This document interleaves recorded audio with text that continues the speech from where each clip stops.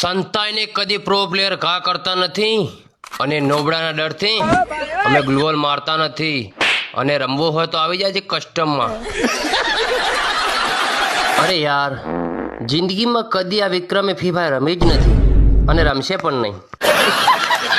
અને તને પણ સલાહ આપવા માંગુ છું કે તું પણ જિંદગીમાં કદી ફ્રી ફાયર ના રમતો, ન કે ટોપઅપ કરે ને ભિખારી થઈ જઈશ મારી જેમ. ના શોટગન થી ડરું છું કે ના બોમ્બથી ડરું છું કે ના તલવારથી ડરું છું. ફ્રી ફાયરમાં અજ્જુભાઈ ખાલી AWM થી જ ડરે છે. પૂજા, તે મારી સાથે અને મારા ગામના નાના છોકરાની આઈડી ચોરીને બહુ ખોટું કર્યું છે.